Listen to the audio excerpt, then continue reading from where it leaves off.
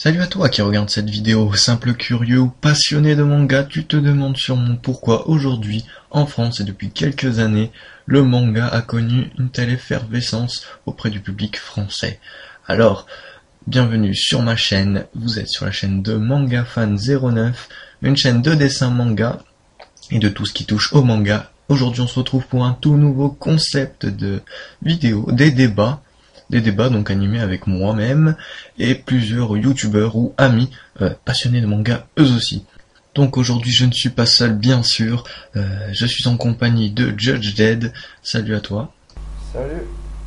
Alors, avec toi nous allons parler donc du manga. Comme tu l'as pu le voir ces dernières années, il a connu vraiment un énorme boom en France et en Europe bien Ouais, sûr. Donc, avec plus de 13 millions d'exemplaires vendus en 2010, la France se classe au deuxième rang mondial des plus gros consommateurs de manga devant les États-Unis. Avec 26% du chiffre d'affaires de ce secteur et de celui de la bande dessinée française sont dus au manga. Donc, on a vraiment de gros éditeurs qui se sont spécifiés dans ce domaine, comme tu peux nous en citer quelques-uns. bah comme Glénat, Kazé ou tous les gros éditeurs, hein. Ouais, voilà. Et donc, nous avons carrément sur quelques séries, donc 8 ou 9 il me semble, comme Naruto, One Piece que tout le monde connaît, ces éditeurs se partagent une très grosse partie de ce marché. Alors pourquoi un tel boom ces dernières années? Nous allons tenter de l'expliquer avec sur plusieurs domaines. Alors tout d'abord, je pense que c'est lié à une grosse différence avec la BD franco-belge. Tu penses toi aussi, non? Bah ouais, que ce soit au niveau du réalisme du dessin ou tout simplement de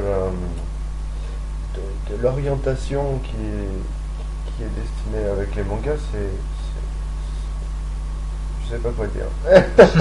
Ouais, c'est vrai que quand on ouvre un manga pour la première fois, pardon, ou qu'on regarde un animé et qu'on tombe dessus, comme moi je l'ai fait sur une chaîne, on arrive, on se dit, oh mon dieu, mais c'est pas possible que des gens dessinent aussi bien, on n'a jamais vu ça avant. Les Oui, histoires sont voilà, les histoires sont les complètement. trames. Ouais, pardon, vas-y. Non. Ouais, ouais, ouais, je voulais parler des trames, des paysages et tout ça qui sont vraiment super détaillés dans la plupart des mangas, bien sûr, à part Naruto ou les mangas avec énormément d'épisodes. Ouais, Les voilà. paysages, les trames et tout ça sont super précises, vraiment détaillées et tout ça, et ça importe beaucoup. Oui, surtout, grosse différence avec la VD franco-belge, surtout, on n'a pas une continuité, comment dire. Les BD franco-belges en fait se divisent surtout en deux thèmes, je pense, en deux groupes pour les petits et pour les adultes. Je trouve pas qu'il y a vraiment de d'entre-deux, tu trouves pas, non? Ouais, Je sais ouais, pas, quand t'es petit, tu lis quoi? Astérix, Tintin, t'en as pas mal, qui sont bien, ouais. hein, je ne critique pas. Et après, moi, je me suis retrouvé avec des BD que mon père avait acheté, mais des BD très bien, hein, style Torgal, des très bons dessins et tout, mais vraiment des histoires compliquées et qu'on n'arrive pas trop bien à suivre quand on est petit ou même quand on est quelque peu plus âgé. Ouais, ouais. Et Tout à fait. aussi, oui, le marché, les filles étaient complètement oubliées du marché de la BD franco-belge, je trouve. À part des BD genre Titeuf ou comment ça s'appelle déjà Cédric, et encore, elles ne pouvaient pas trop s'identifier dans les personnages. Il n'y a pas vraiment de BD avec des héroïnes. Et Ouais, c'est clair. donc, comme on le sait bien, hein, les mangas sont divisés en deux parties, shoujo et shonen. Les shoujo sont vraiment réservés aux filles. Et des mangas, pardon. Je m'embrouille. Des mangas comme Nana sont devenus vraiment des best-sellers à ce prix-là. Et même l'une des seules mangaka françaises à être sortie du lot, Jenny, il me semble qu'elle s'appelle, euh, a réussi à sortir du lot avec un manga shoujo en France, donc bravo à elle surtout. Et est-ce que tu peux nous parler aussi, je pense, une grosse différence, c'est les délais de parution et le prix aussi, par rapport aux BD, entre les mangas et... Ouais, oui, oui, par rapport au BD, parce que les bandes dessinées sont certes avec des grandes pages et tout ça, mais sont pas tellement remplies, hein. On voit la taille des cases relativement importante, donc je pense Mhm. qu'il y a à peu près le même nombre de pages dans un manga que dans une BD, voire plus.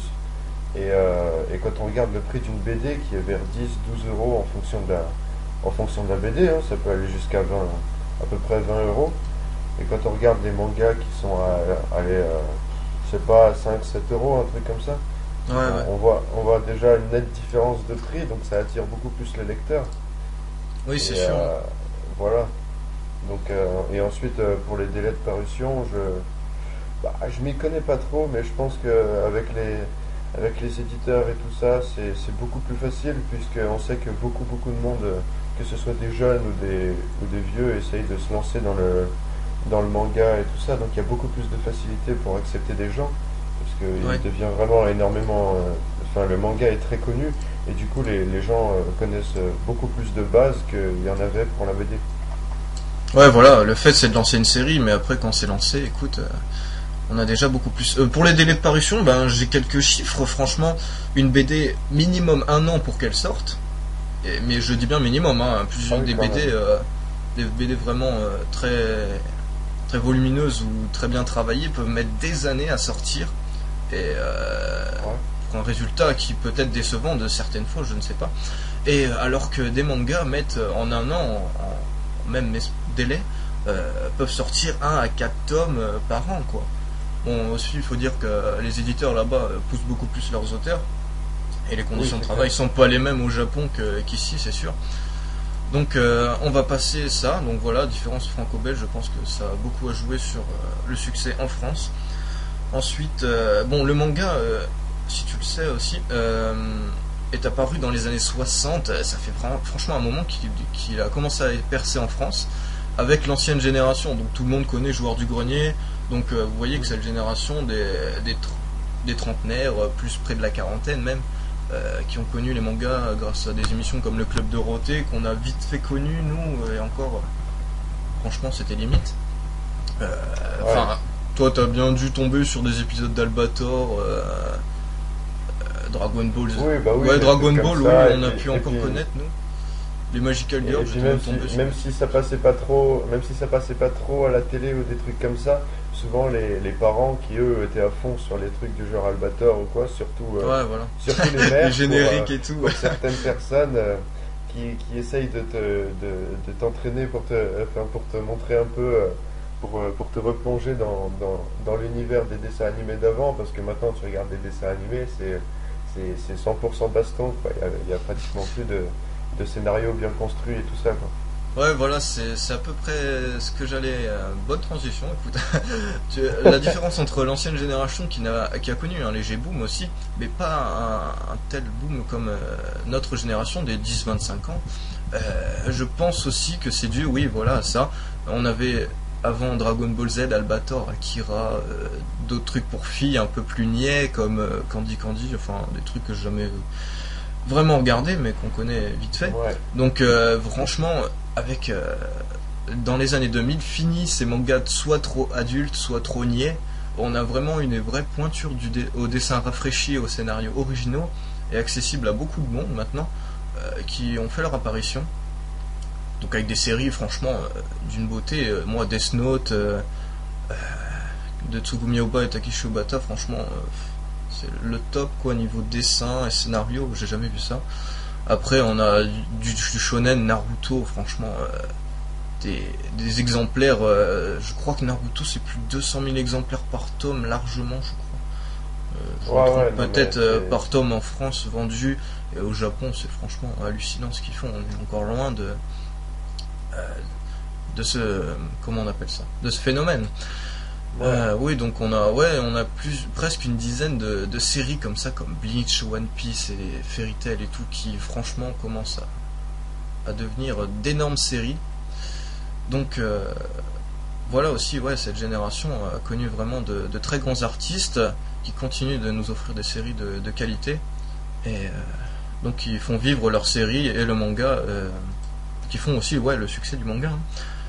Donc Mais je voudrais ajouter un oui, petit vas-y. truc quand même, c'est que autant au niveau du shonen, le manga était très bon, était énormément publié et tout ça, mais je trouve quand même que ces derniers temps, en fait, à peu près tous les shonen se barrent un peu en couille, si tu veux, que ce soit Bleach, One Piece un peu, mais ouais, Ouais, à la ça c'est une limite pas tendance. trop, il y a un peu échappé.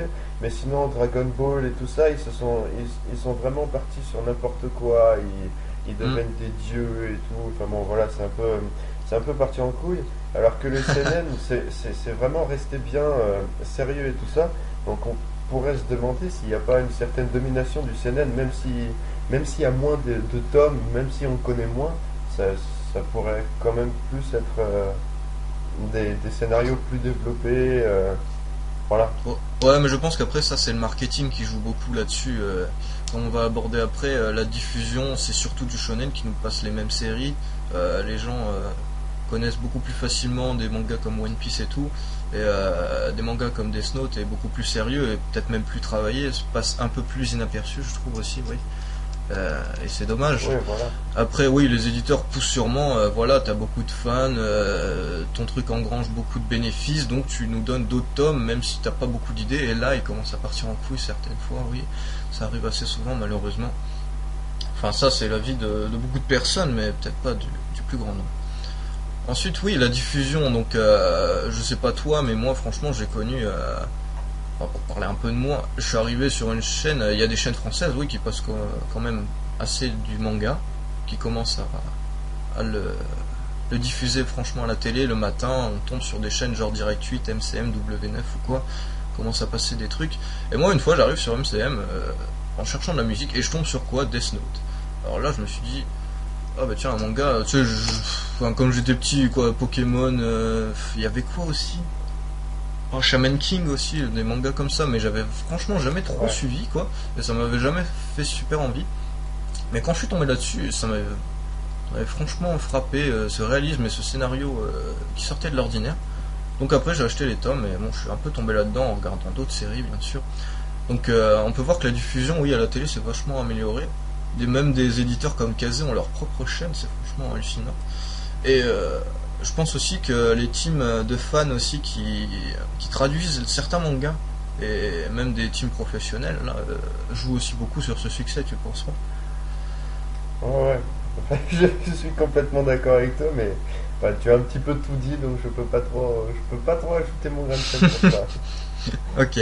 Donc pour avoir un peu un avis de l'extérieur, j'ai demandé à un de mes abonnés de nous parler un peu du manga. Donc Amgradix, petit youtubeur aussi. Comment as-tu connu le manga? Ah bah, j'ai connu grâce à la télé surtout, France 3, Direct Star. Et ensuite, je me suis reporté sur Internet parce qu'il y a plus de mangas que sur la télé. Oui, donc un parcours qui a l'air d'être à peu près général. Donc oui, comme tu as pu l'entendre avant, j'ai aussi connu le manga à la télé. Donc qu'est-ce qui t'a plu dans le manga? En voyant ça, qu'est-ce que tu t'es dit? Surtout un monde complètement différent du nôtre, et une façon de penser aussi différente, et un état d'esprit plus mature que des dessins animés ou des BD, etc. Oui, tu trouves aussi que les BD étaient, enfin c'était les extrêmes aussi, soit l'un, soit c'était trop compliqué à lire, soit c'était trop Oui, pour les soit c'était trop enfants. enfantin. Ouais, Ouais, voilà. c'est sûr. Donc sinon, quelles sont tes références, les mangas que tu préfères et pourquoi? Moi, je préfère Naruto. Je suis beaucoup. Bleach aussi. Et Dead Note. J'aime bien. Ça change. C'est différent de tout.